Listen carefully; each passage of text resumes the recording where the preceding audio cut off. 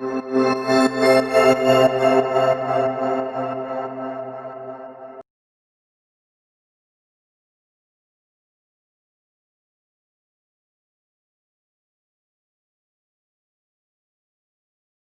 Alive, make some noise!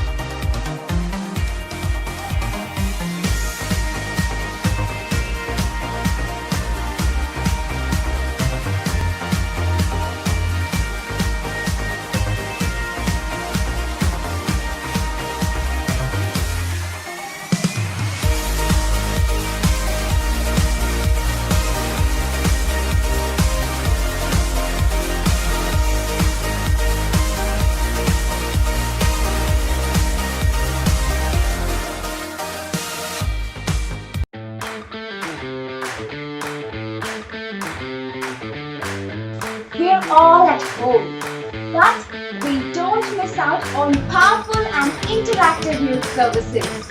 And that's because Youth Alive is online. We worship together, we learn from the Word, and we also have a lot of fun right here from our homes.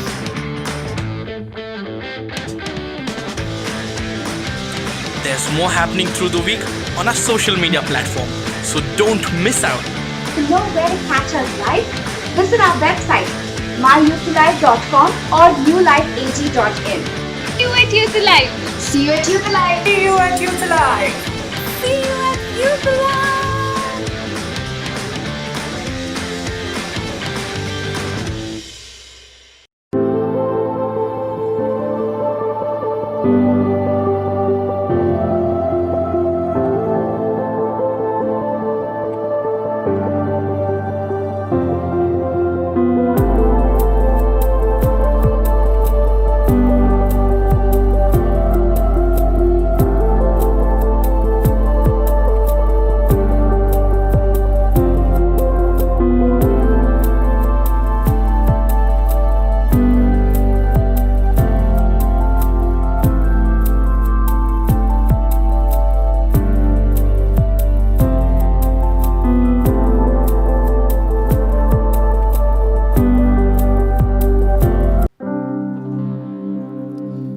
All right, good evening, Youth Alive. It's such a joy that you are here to worship with us. And this lockdown is not going to stop us from worshiping Jesus. So even as we get into this time of worship, can we just close our eyes and fix our focus on Jesus? Father God, even as we come into your presence right now, Lord, Father, I pray, come and encounter us. Fill us with your presence, Lord Jesus. Fill us with your presence. In Jesus' name we pray. Amen. All right, the first song that we're going to sing is called Yours is the Name. And this is a pretty simple song. So I want you to sing along with me, okay? So here's how it goes. La la la la la la la.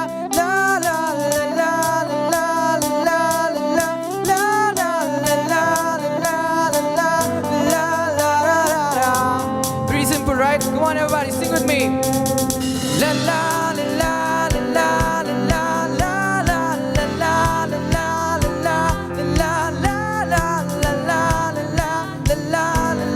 la la la. Here we go.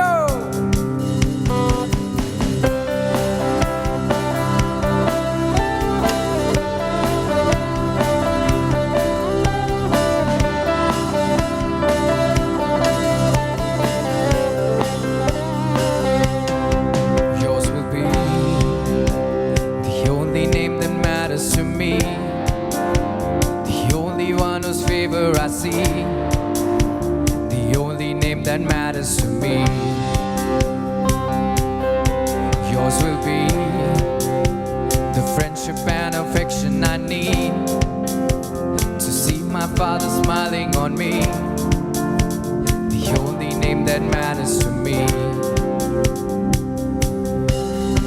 And yours is the name that saved me. Mercy and grace, the power that forgave me. Your love is all I ever needed.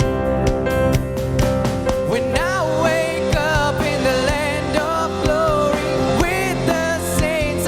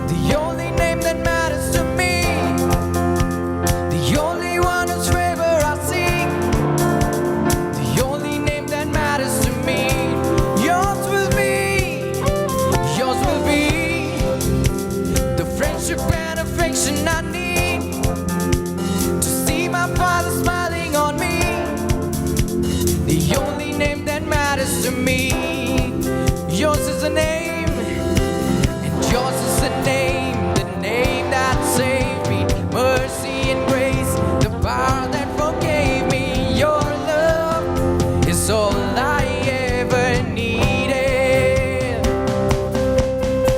When I wake up in the land of glory with the saints, I will tell my story. There will be one name that I proclaim. When I wake up in the land of glory with the saints, I will tell my story. There will be one name that I proclaim. Jesus,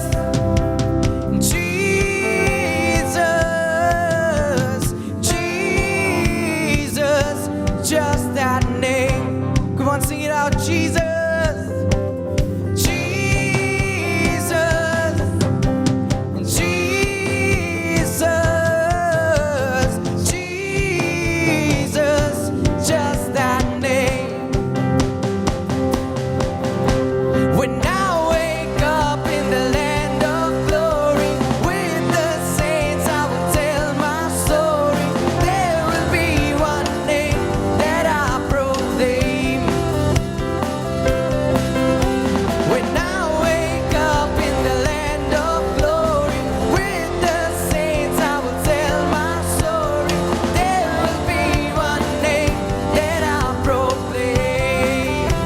Yeah, la la la la la la la la la la la la la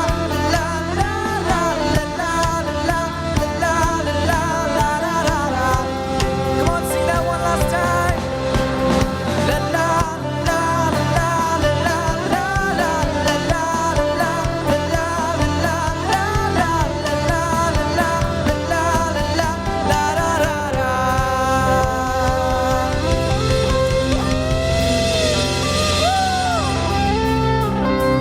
Amen. The only name that matters is the name of Jesus.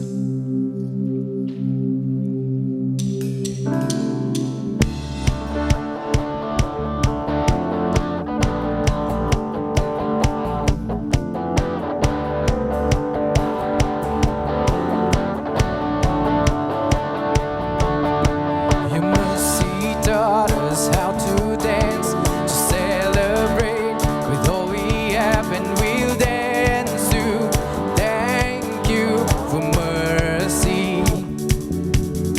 Your glory taught us how to shout. We lift your name in all the earth, and we'll shout to praise of your glory. It's the overflow of a forgiven soul. And now we see you, God. Our hearts cannot stay silent, and we'll be a dancing generation, dancing because of your great mercy, Lord. Your great mercy, Lord. And we'll be a shouting generation, shouting because of your great glory, Lord. Your great glory, Lord. Your mercy taught us how to dance, to celebrate with all we have, and we'll dance to thank you for mercy. Your glory taught us how to shout, to lift your name in all the earth, and we'll shout to the praise of your glory. It's the overflow of a forgiven soul. And now we see you, God. Our hearts cannot stay silent, and we'll be a dancing generation, dancing because of your great mercy, Lord.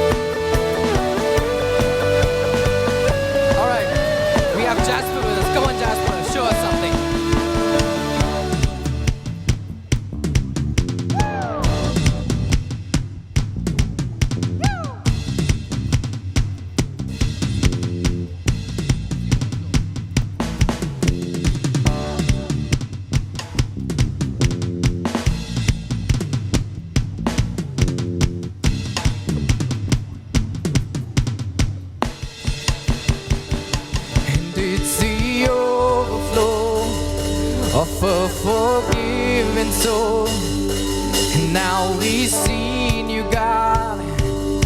Our hearts cannot stay silent.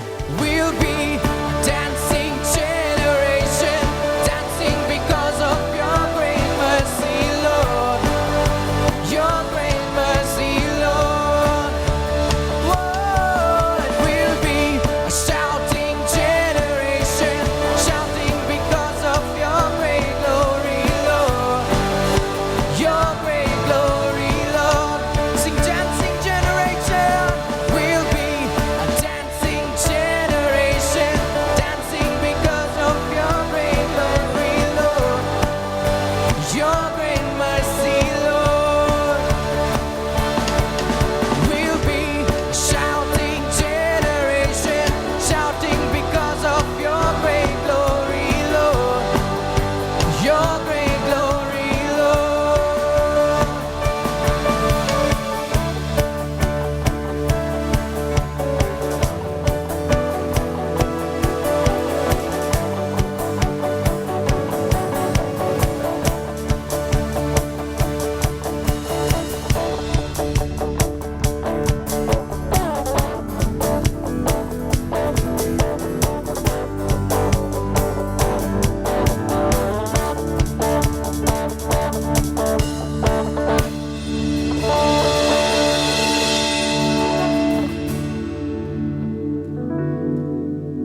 Amen.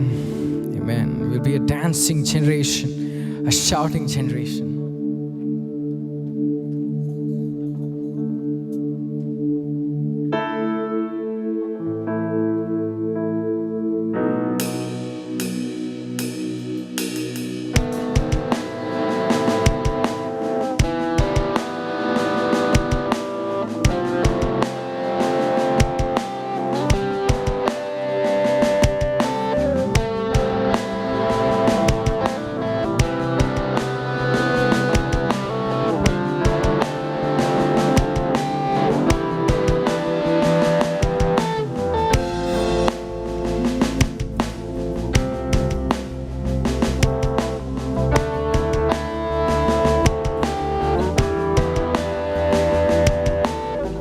I see the King of Glory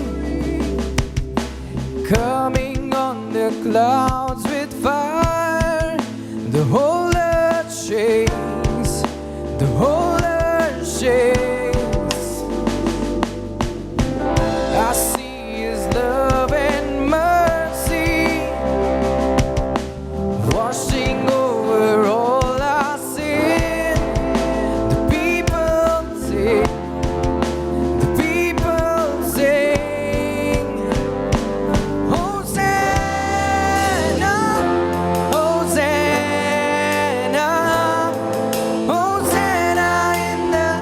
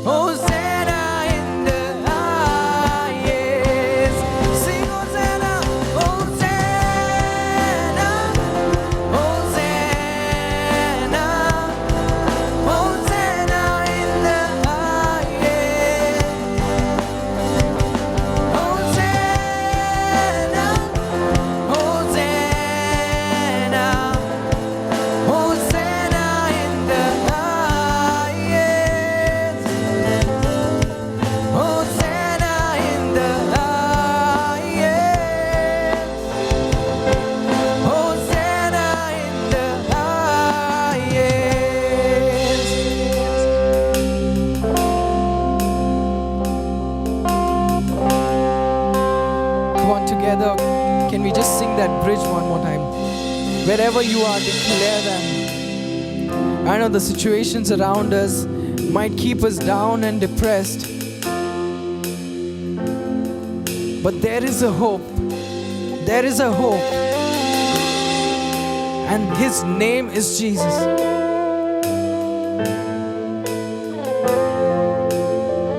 Can we connect to the heart of the Lord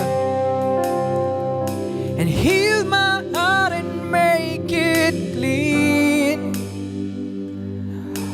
Open up my eyes to the things unseen. Show me how to love like you have loved me. How you love me. And break my heart for what breaks yours. Everything I am is for your kingdom's cause.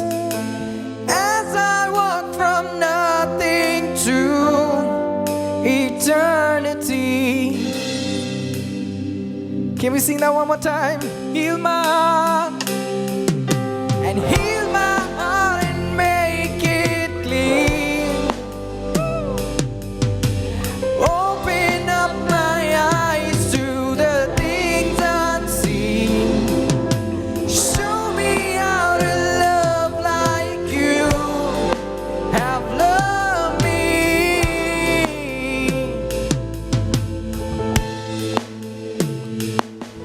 Come break my heart for what breaks yours.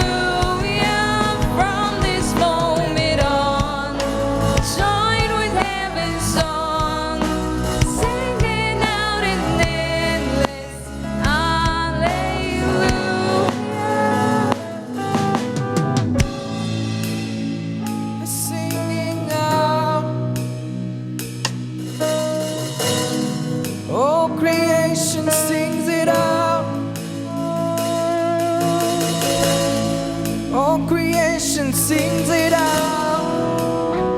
We sing hallelujah, hallelujah.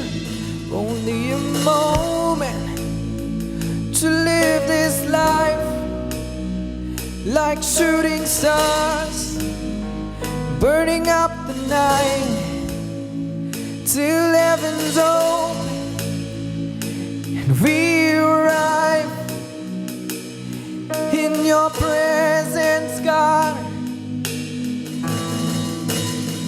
Only a moment to live this life like shooting stars, burning up the night till heaven's open and we arrive in your presence, Lord.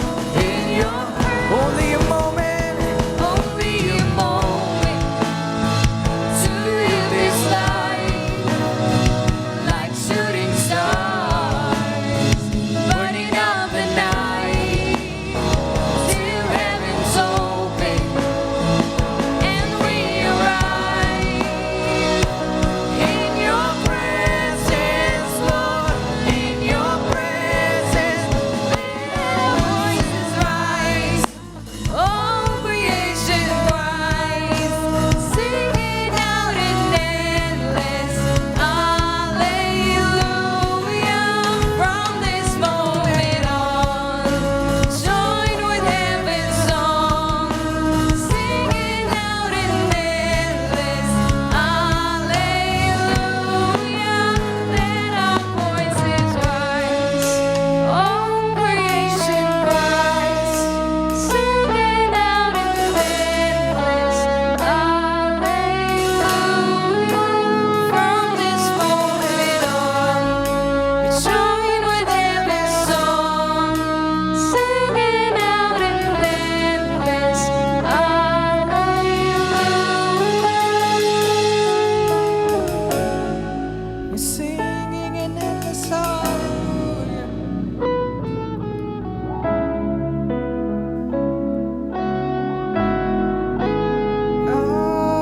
Hallelujah, hallelujah, hallelujah. We sing it out, sing hallelujah, hallelujah, hallelujah. We sing it out, and hallelujah, hallelujah, hallelujah. We sing it out, and hallelujah, hallelujah, hallelujah. We sing it out, sing hallelujah, and hallelujah, hallelujah. We sing it out, sing hallelujah.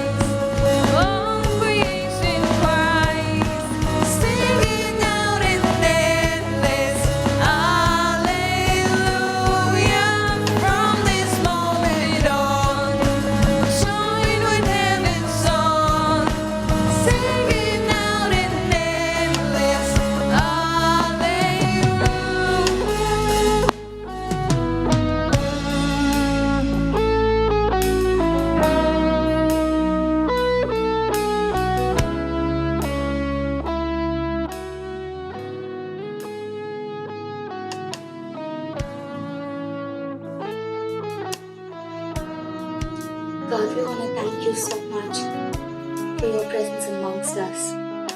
We want to thank you that we can raise a hallelujah. In our good times and in our bad times, I thank you, God, that you are able, oh God, that you are faithful, and that's the reason we can raise a hallelujah. We can lift your name higher than any other name, oh God. And we believe, oh God, that this evening, as we worship you, as we praise and lift your name, we are believing, oh God, that every confusing voice, every voice of the evil one is being shut right now, oh God. And Jesus, oh God, we are just declaring your life, we are just declaring, oh God, your words, oh God, Lord. That we are a chosen generation, we are a royal priesthood. We are just declaring that, oh God, over each and every one of us, oh God. Lord, we thank you for how you are moving amongst us, especially in this season. We believe that you are preparing, you are stirring something so new, oh God, amongst each one of us. And we pray, oh God, that Lord, even as we continue to move into our word and the rest of the service, we pray that you move, oh God. I pray that you continue to minister amongst us. We bless you. Come have your way amongst us, Jesus. In your name we pray. Amen. Good evening, everybody. Welcome to Youth Alive. I'm sure if we were in our campuses, we would have gone ahead and told you, look to your left and right, tell your neighbor a hi, hello. So maybe now what we could do is, why don't you just go ahead and get to the chat section and drop a hello, everybody, to just make sure everyone feels welcome and everyone feels really comfortable while we go ahead and connect virtually. Right? I hope all of you are doing good, you're keeping safe, and all of you had a good week. We want to encourage each one of you to join us for our 40-day fasting prayer. It began just this week, and we want you to join us for this. You will find all the details right on our social media pages and on our website. So this is a 40-day fasting prayer that goes on all the way till 9th of August, and it happens every day at 8 p.m. in the evening. So make some time, join in with your family and your friends, and let's pray together and seek God, especially in this season. Now at Youth Alive, what we have really exciting for all of you is, from this week on, we want to focus on the theme, Life's Worth Living. Through the ups and downs, we want to go ahead and help each one of us believe and declare that life's worth living. What we want to do is we want to focus on certain areas of life, different aspects of life that we struggle with. We want to go ahead and understand how God cares for us even in those tough seasons of life, and understand how God is transforming us through it all. Now this evening, we are focusing on failures. So what we did is we caught up with some of our people from Youth Alive, and we had a good conversation with them on Zoom. So let's watch that right now. What's up, guys? Thank you for joining us. Right now we have Jordan, Varun, Josh, Jerusha, and Mary. Why don't you guys say hi to everyone over here? Hey guys, how are you? Alright, so as you guys know that this week, the theme is failure and how that's not the end of our life, and that's not how our story ends, right? So I want all of you all, I'm going to ask you a question, which I want all of you all to give me, name one character from the Bible. So tell me one character whom you think from the Bible failed in a way that their life could have seemed like it had no hope. And when people could have looked at their stories, it can seem like that's the end of it. I mean, it's the end of their life. So can all of you all name one such character and tell me, why did you pick that character? Okay, so Jordan, why don't you start off? I would want to talk about Naaman. This story is one of my favorites from the Bible, personally also, because the guy, Syrian commander, was won so many wars for the country. Becomes a leper. It's such ironic because Naaman in their language actually means pleasant or even beautiful sometimes. So for a man with that name to be a leper, he is almost an outcast, as lepers are banished out of the city and they're left to die. So in such a hopeless situation, his wife's servant girl tells him about the prophet, and after that the healing comes with his obedience. So I think that was a hopeless story but turned out hopeful by the end of the day. Warren, where do you go next? So I was thinking about one of the failure characters in the Bible is Matthew, because he was one of the Jews who turned out to be a tax collector in Egyptian or the Roman Empire, and in that time itself, all of us know that many of his family members or all of his relatives have abandoned him and have not taken him again. But the failure part was when Jesus was still there in that time, couldn't see that it was Jesus, and afterwards when Jesus calls him to follow him, and that's one of the hopeful and turnaround characters in the Bible, which I totally relate. Yeah. Wow. Josh, where do you go next? So when failure strikes the thought, I think of King David. The incident with Bathsheba, when he was in a thing that a lot of kings wouldn't actually. He was actually the second king of Israel, and in that context, and he was chosen by God Himself, saying, "This is a man I have after my own heart." And in that light, this was a big failure for him. This could have been the end of his rule over Israel. But it's so wonderful the way just God takes that, and He still doesn't give up on David. He rebukes him, gets him back, corrects him, and even David repented and God accepted him, and still He chose the King of Kings, Jesus, to be in the line of David. So that's another success story through failure is what I see. Yeah, that's perfect. Jerusha, Yeah, so the person who inspires me when it comes to failure and all that is Job. He went through a lot of failures in his life. He lost his children, he faced failures when it came to his financial condition. Every way he faced failures, and he reached a point where he lost all his friends too. They all criticized him and all that, even his family members like his wife and all that. And through it all, he just relied on God. He made sure that he was firm in his faith through it all. And then when God gave him, He just multiplied and gave him in abundance. So Job is someone who encourages me personally. Yes, I'm sure Job could have come to all of your minds first as well. But Mary, why don't you go next? The person I've picked is Jacob. Now Jacob, his name literally means deceiver. He came out of his mother's womb grasping Esau's heel. He was labeled as a deceiver right from the start.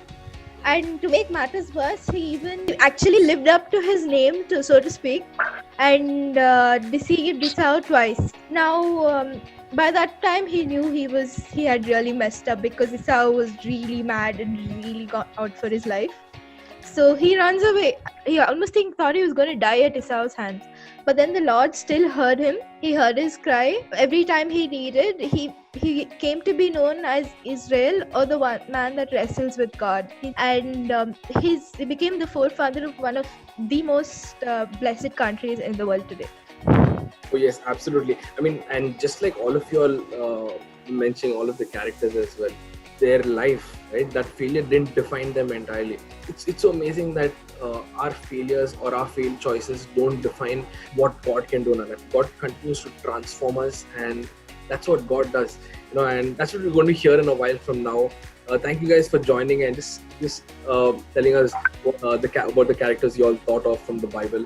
So wonderful word coming your way. So just hang in there. Alright, so we just heard about different stories of failure from the Bible. And now what we're going to do is we're going to hear one such story from our very own leader. And right after that, we have with us another amazing person who knows exactly what it feels like in that particular phase of life and still trust God and His plans for our life. And that is Preetham Anna. So we have Preetham with us to share a word this evening. So get excited, everybody. Prepare your heart and let God minister to you this evening. Good evening, Youth Alive. My name is Richard Samuel, and I'm here this evening to share my story. I'm going to share a couple of my story of me failing. So when I was in my class 11, I failed in my final exam in math. And I thought that's it, because it was really hard for my parents to even send me to school. They were working really hard, and they made us, all three of us, they helped us to study in a good school. And when I failed in my exam, I felt like I failed not just in the exam, but I failed my parents and the hopes and the dreams that they had of me. And this pushed me into a lot of anxiety, depression, and I felt this fear in my heart, and I was so scared to even face my parents, thinking that they might chuck me out of the house. And I didn't tell my results at all. I just left it, not knowing what to do. And the other time that I failed is in my engineering exam. Now you will be like, what's a big deal if you fail in engineering, because you always get to write it one more time. But I don't know how it is right now, but in those days when I was studying, if you fail in the last year, in your final semester, then you will be allowed to write the exam one more time, but you will be given the second class certificate. And I don't know how many of you know, in those days, second class certificate is like just a useless paper. So if you can complete all your exams within the 4 years, how many other times you write, it doesn't matter. But if you can complete it before the last semester, if you can pass through all the exams, then you will get a first class certificate if you have a certain percentage. But if you fail in your last semester, even if you have a good percentage, you will be given a second class certificate. And when I failed in my in one of the subjects in the last semester, I felt that's it. And you know the things that you would feel when you fail. Obviously, yes, I wanted to end my life because I felt there was no hope, there's no future, and I did try. I did try attempting, to end my life, and not just that, I failed in so many things in relationships, in let it be my sport or my health, in work. You name it, you have a complete picture of failure, then you are looking right into it. Yeah, but that's not the end of the story.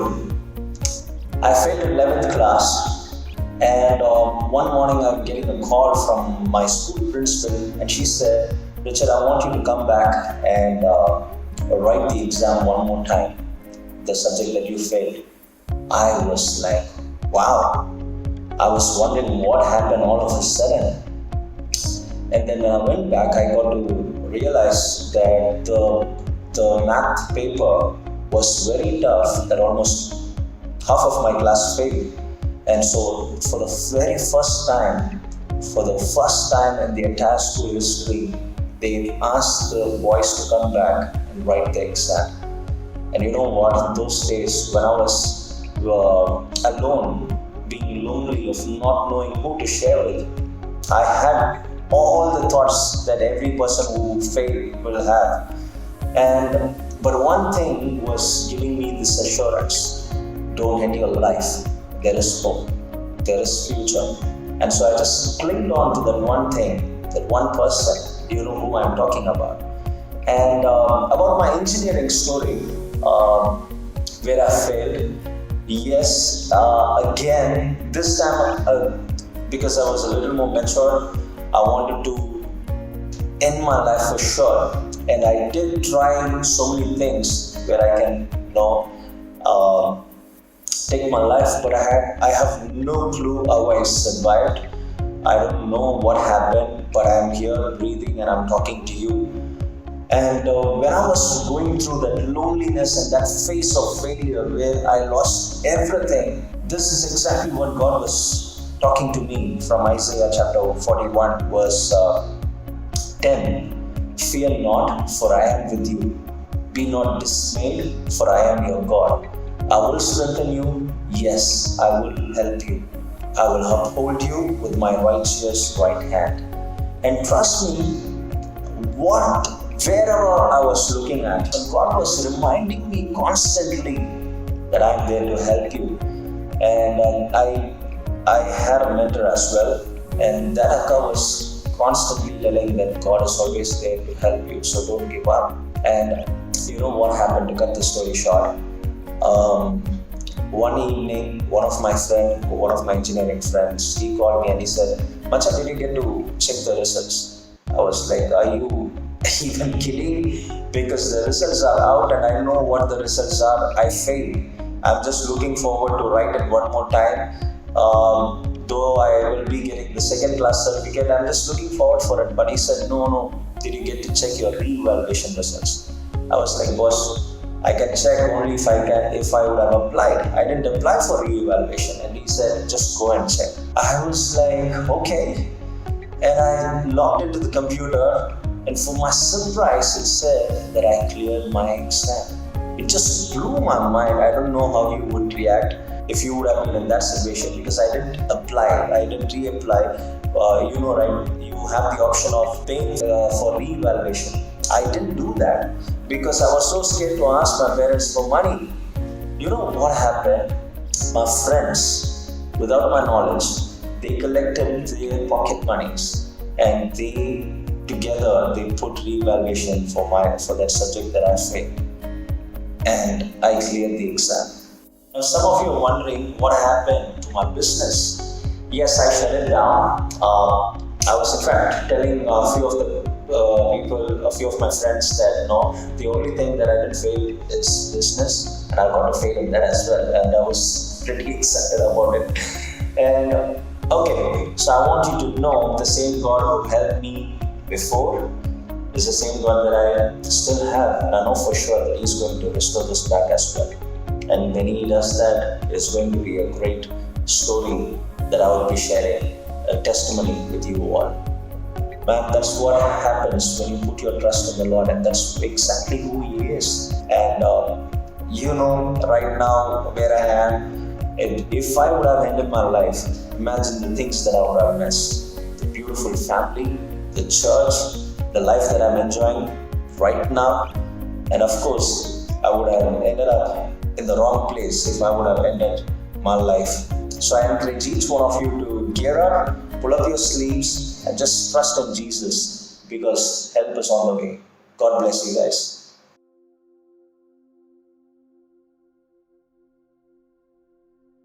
Failure. Today we will be trying to see failure from all possible angles, different perspectives.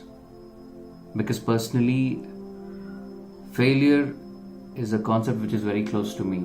I'm pretty sure it's close to a lot of people. A lot of people can relate to failure as much. Failure and success are basically antonyms. I'm sure we have in our own lifetime experienced both in a certain way. Perhaps some of you people like me have experienced more failure, less success, and there might be some people who probably experienced success more and failure less. However, understanding failure is basically a state. It's basically a state of mind which is created by a certain parameters which have been set by an individual. To understand it better, if I were to define failure and success in my own terms, say that we are trying to look at an examination at school level. 35 marks out of 100 will allow you to pass the exam. 99 or 100 will give you 100% success. Now, to understand. Now, if an average or a below average student says to himself, if I get 35, I'm happy. So that is he terming his own success according to his own standard. And once he does get 35, he has succeeded. However, school's policies and school standards, he has just passed. Whereas somebody who has scored 100 has actually been successful. So the concept of success or failure actually truly cannot be defined in any parameters as such, because every individual has their own opinion, has their own perspective. You've just heard some examples and some stories being shared about the same. That one's failure or one's success can be termed as failure by the others. I'm going to more elaborately get into this topic to give you examples of how other people, that whom we know, some probably famous people whom we know, who have experienced some issues in their lives which were termed as failure but probably were successes, and probably they succeeded and were termed failures. As we get into this topic, let's try to take it in three majorly different dimensions. Number one, a worldly perspective. Number two, personal. Maybe I'll just give a glimpse of my own story, so there is no contradiction as to this subject being completely theoretical. So there is an explanation and a proof that the theory is matched. So there is the worldly perspective, my personal story, and thereafter a biblical perspective. Alright, so let's begin with the worldly perspective of failure. It'll be easy for us to go through this aspect of worldly failure when we come through the famous people we know. For example, some of my favorites: Isaac Newton, Thomas Alva Edison. These were one of the most prominent people back in their time, as they're obviously everybody knows who they are. They were termed to come up with the greatest of the laws and theories, inventions and discoveries of their own time. But did you know that Isaac Newton unfortunately had a very rough childhood? His mother had, unfortunately, his dad died and then his mother got remarried. He suffered and he struggled, because of which he was challenged during his school timings. However, if you try to Google him up, there will be no definite proof as to he dropped out of school, but he actually did. If you go on to even see Thomas Alva Edison's life as well, he was a school dropout. Furthermore, trying to relate more relevantly to our times, we can say that there was a generation gap. There was like a huge gap. Things were different in those times. Slightly fast forward into time, let's look at Steve Jobs, for example, somebody we can relate to, the man behind the product Apple. He himself was a university dropout. Now, the world will see him as a failure. The world must have seen him as a failure in his time when he was going through his university and he dropped out. But how does the world perceive him now? The greatest success. They are thankful to him for the wonderful product he came up with. Obviously not him alone, there were other people involved as well. But my point being, the one who's being more glorified in this context with regards to say Apple, he has been termed as a huge success now. So the people who called him failure some point of time must have seen how he succeeded and eventually changed their mind. So as we can see that definitely there is no parameter, there's no fixed parameters, there is no fixed definition to failure or success as such. It keeps changing as people keep perceiving it differently, as always. So change is inevitable.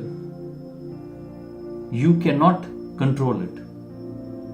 We best hope that change turns out good in our favor. And to be more precise, in conclusion to what we understand from the worldly perspective of how failure is being termed as, their achievements overshadowed their failures. That is why they are known as great men in history. Otherwise, things would have been different. One of my personal favorite people, of course, they are almost a century behind us, Wright brothers, the pioneers of aviation industry. Incredible story about the Wright brothers is the fact that they come from a very big family. Both the brothers, simple life, simple family, and they both unfortunately they just passed high school. They couldn't make it to college level education. So some point of time their dad got them a helicopter, a small toy which represents a helicopter, a similar toy with a rotatory wing airborne device this is. At that point of time, there was no fixed wing airborne device. A fixed wing airborne device could be more elaborately understood as the airplanes that we see these days, Boeings and Airbuses. These are fixed, the wings don't move, whereas a helicopter has a rotatory wing. So just a little trivia moment for you. So all I'm trying to say is they were given a toy which could be airborne and had a rotatory wing aspect in the toy. They were fascinated by it, they played with it, they broke it. And eventually they took time because they loved the toy so much, they fixed it. And hence began their incredible endeavor towards trying to pursue a great passionate journey into aviation industry. Eventually they were the first of the people who built a model which had fixed wings and could be airborne. However, they didn't have the skill to put it to industry use, make a company, brand themselves and market themselves.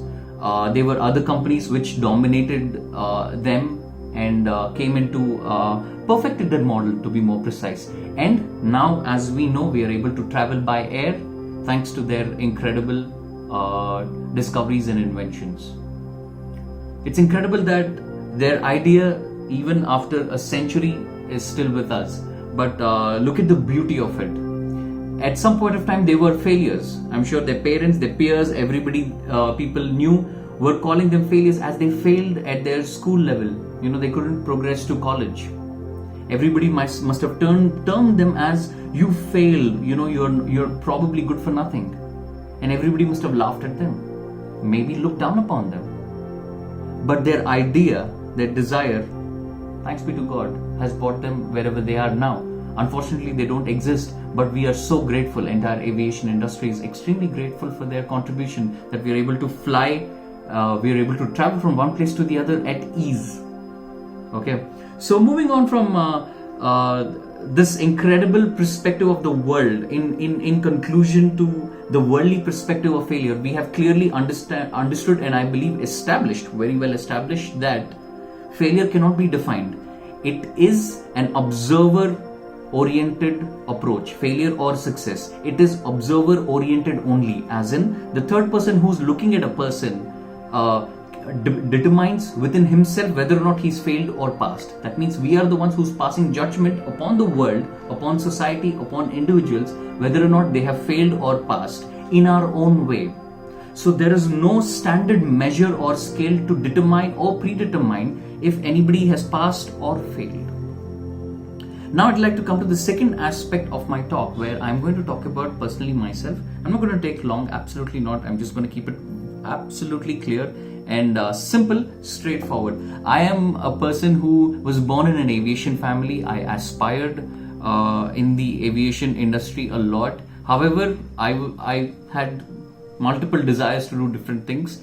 I didn't excel very well at my school or college or graduation level education. I barely scraped through every aspect of my life. But it's incredible to see how God has plans and He brings them to pass. And I'm thankful that somehow His grace was sufficient in my life and I could progress, I could fulfill. I am where I am, and I'm really thankful to God. A particular incident from my life, if I have to bring it forth, just to give you a broad perspective of what failure could be. From the time I stepped into aviation industry, after all the failures I faced, finally me and Dad had the big talk, and then we decided, we prayed, and then I stepped into aviation industry. This happened in 2008. I just stepped in, I gave my initial examinations or whatever, decided which flight school, whatever, and licensing and so forth, so on. From that day till I got a proper aviation job, which is to become an airline pilot with an airline in India, which was my ultimate desire when I started the journey. It took me 9 years, and in between I worked in a very small company for 2 months. Apart from that, the entire 9 years, I don't think I have any other work experience. I was just home. So in today's world, you can imagine this kind of a lifestyle led by a person.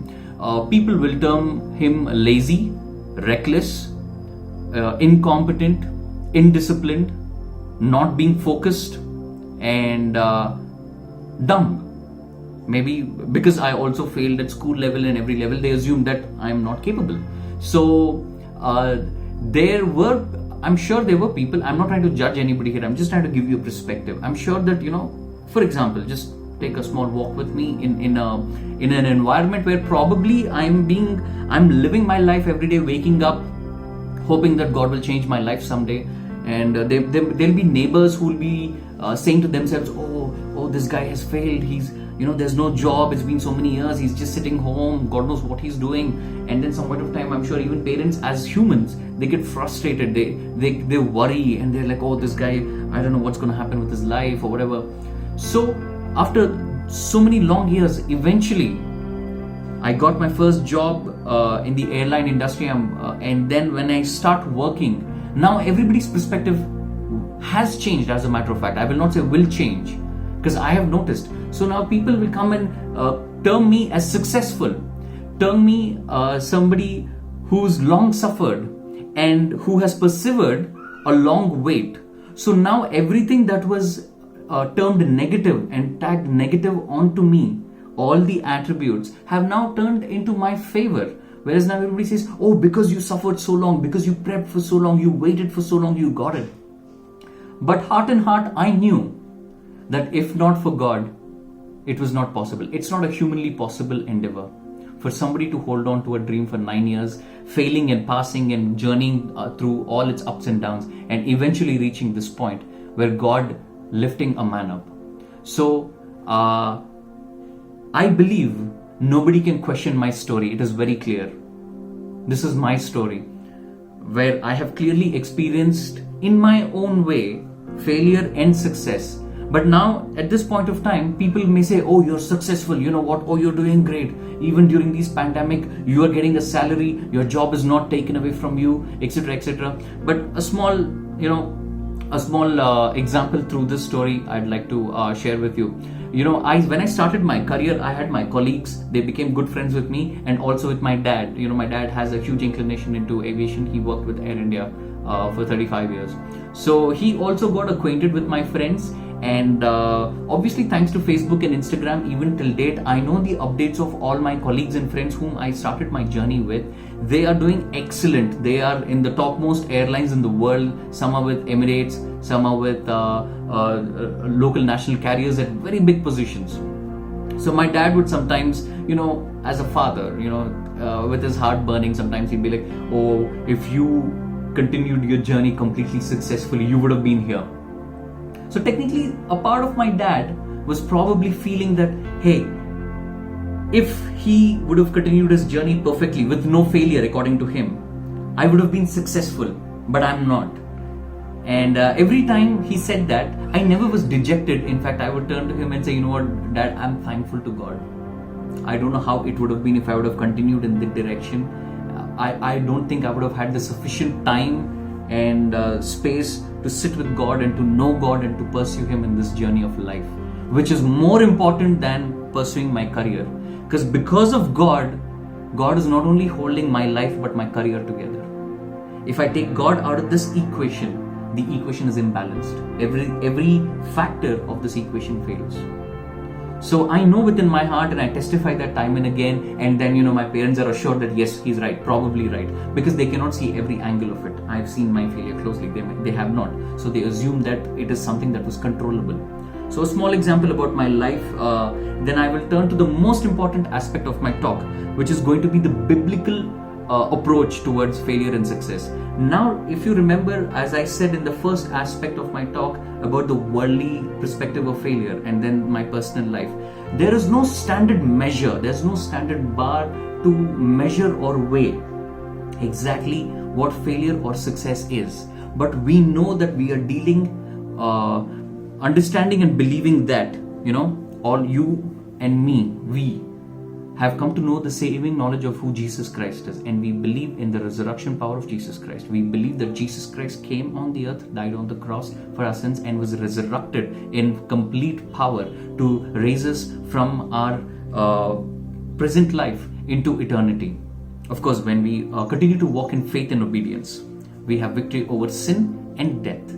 Understanding this fact and establishing this very well between both us and all of us, I say this right now, that I'm sure we can say that we, as we can establish the fact that Bible can be considered as a standard of measure, a standard through which we can measure, determine every aspect of life, including failure and success.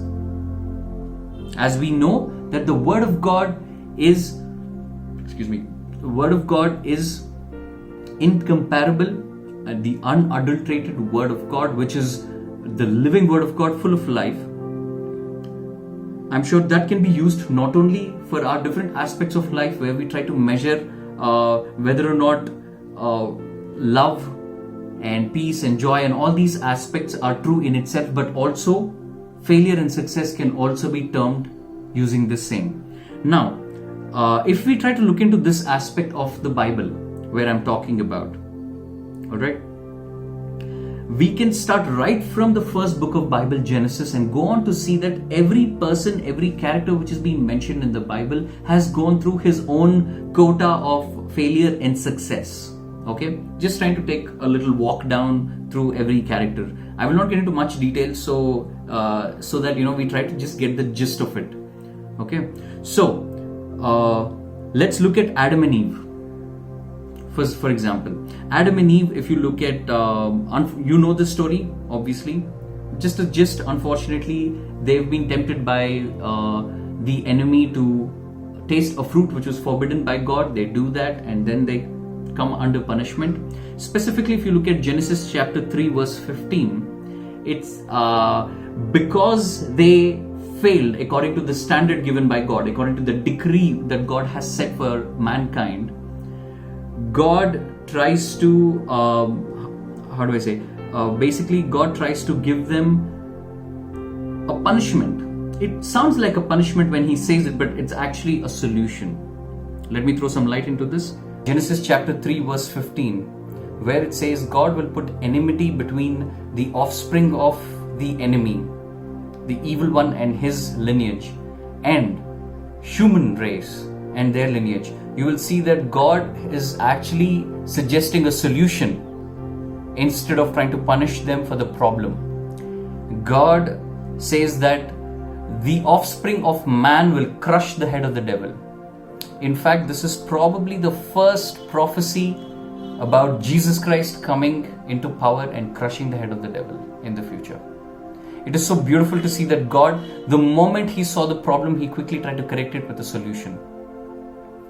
So God's way of looking at human life has never been a failure-oriented approach, I believe. Because he knew that he could solve any problem. He still knows that. He can turn any situation around. So he always tried to approach humanity. He always tried to approach his people with love, and he always tried to fight for us. So I want to give you hope at this moment, knowing that God's way of looking at failure and success is very different from the world does. Absolutely very different from the world does. And I want to give you hope to know that failure and success in God's eyes are very different. Many more examples to follow. We can look at Noah's life. Noah started building a ship as God asked him to. Everybody made fun of him, called him a fool. What is wrong with you? Why are you building such a big ship? There's no ocean around here. He was termed a fool. Just as Abraham and Eve technically would have been termed according to the world's standard failure. They failed. They were given one instruction they didn't follow. Noah was termed a fool. But then what happened? The flood came just as God said. And his family was rescued. Let me not get into the details of the story, but just trying to get the the core element of the fact that these people I'm mentioning went through a certain failure in their life, which could be termed as a failure from an observer perspective, say my perspective, and how they actually fared. Okay, so going on, Abraham lied about his wife to this king. He was passing through his country because he feared for his life that they might kill him to get his wife. Technically a failure, but he happens to be the father of the entire nation. God sees it different. And to know why, I will encourage you to look into the Word of God. Start reading to see. Ask, why? Why God? Why? Because he lied. And then he goes on to marry another woman after God promises him. God promised him something. He goes on to marry another woman with constant discussions with Sarah. They decide that he should probably marry somebody else to bear children. That was not God's plan. But yet, everything turned out great for Abraham. We pray in the name of God of Abraham, Isaac, and Jacob. It's interesting, isn't it? Moving on, Isaac. Isaac, in his old age, unfortunately, gave away the birthright to Jacob. He was old and he couldn't see properly. He did that. He failed technically.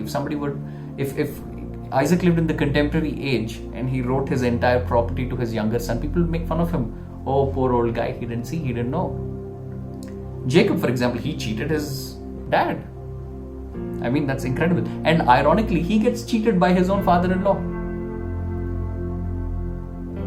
It's strange, the whole cheating aspect happens, the failure aspect happens, but God bless them. There has to be a reason why. I will encourage you to look into these stories, try to read them and see if God will reveal. And if we may get a chance later, we may discuss more in depth of why God did what he did. But understanding in view of this, in conjunction to these stories, we see that God's standard of looking at failure and success is very different. Joseph was imprisoned by taking a stand against Potiphar's wife and saying that no, I will not commit this sin. He was thrown into the jail. Everybody must have thought, no, he must have done something. That's the reason why he's in the jail. If he's a righteous man, he would have been outside free. I'm sure people would have thought like that. Think about it for a moment. But yet he was imprisoned, and eventually he becomes the second in command in the entire country of Egypt. God sees our life different. Trust me. Moving on, Moses was already born, although he was born in an Israelite family, he was in the lineage of, he was actually adopted by Pharaoh's daughter. He was supposed to be the next king. He murdered somebody, he got angry, his life turned. People thought he's a failure already. The Israelite lifted fingers at him. But then what happened? If you see the journey, it's beautiful. It is absolutely amazing to see that how God changed this, turned this around. Because he had a plan for Moses, and the plan didn't change. It was never supposed to change. Only Moses was born to deliver Israel out of Egypt. And his purpose on the earth was fulfilled. I could give so many examples. You can look into David's life. You can look at Peter's life. Peter walked on water. And the moment he lost his focus, he started drowning. I'm sure all the 11 made fun of him. Oh, he wanted to walk on water. Guess what happened? But God sees it different. He immediately reprimanded him, saying that, oh, you have little faith. He immediately understood what went wrong and he caught the problem. He said, because of your faith, you're drowning. We go on to see so many other examples. James and John wanted to sit at the right and left of Jesus Christ. People would have thought, oh, these guys are so selfish. Jesus saw it different. He said, it's not in my hands. We have seen so many characters in the Bible that I've mentioned, one of the most prominent ones that we read day-to-day life. And we have seen that how these wonderful people went through their set of failures or successful terms in their life. But God sees it different. Lastly, I want to bring an important character in front of you, Jesus Christ himself. He was born into the earth to fulfill the ultimate, which was to redeem mankind and to reveal the Father to us.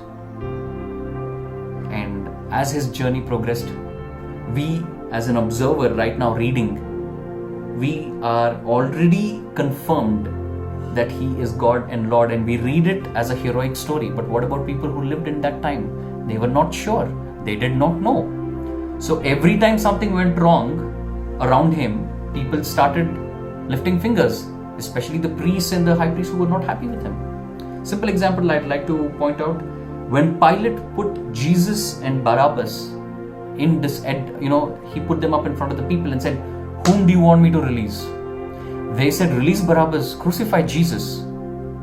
Because according to them, the prophecies reveal that a king is going to come and redeem. He's going to establish his kingdom on the earth.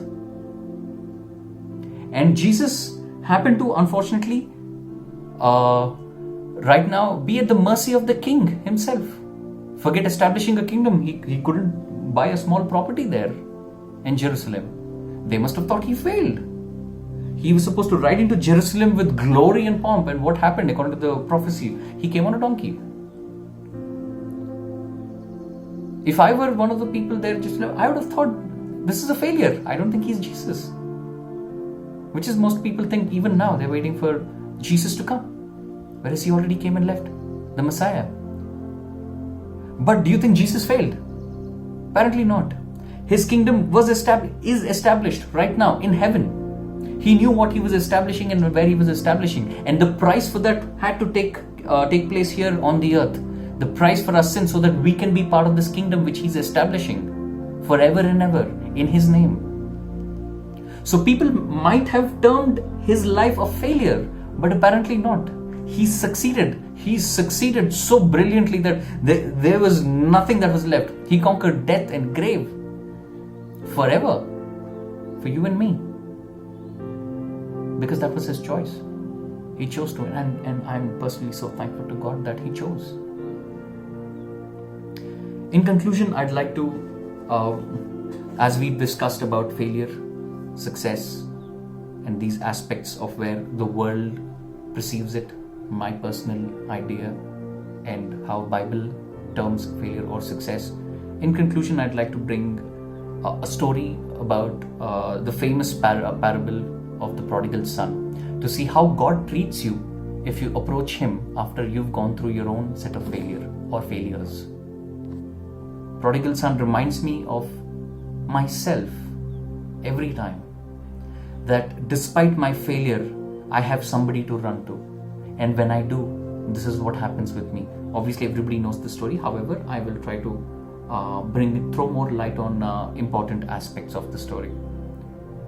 Prodigal in itself, the word means a reckless, a wasteful young man. So Jesus is talking about this story in that time when he had people rebelling and trying to trick him into doing something wrong, the chief priests and everybody just trying to get around him. And Jesus very patiently trying to tell them a story of his love as a father. He goes on to say, there was this prodigal son who goes out of the house asking for his own share because he has ideas, he's ambitious, vainly ambitious. And he takes his share and he steps out. And once he goes there and he's completely void of all that he ever had, and now he's done with all his resources, he thinks to himself, my servants had better food than what I was having. A moment of realization, repentance, and then he immediately says, it's better if I go to my father than continue this life. He realizes, he weighs his options and he realizes this is a better option. I need you to understand today that you always have a better option in Jesus Christ. He is not going to pinpoint your mistakes and make you suffer for it. He's a God who's going to accept you. But are you willing to repent? Repentance is not just merely understanding that you have done something wrong, because that is something incredible the prodigal son does. In Luke 15:21, specifically, if we can look into this.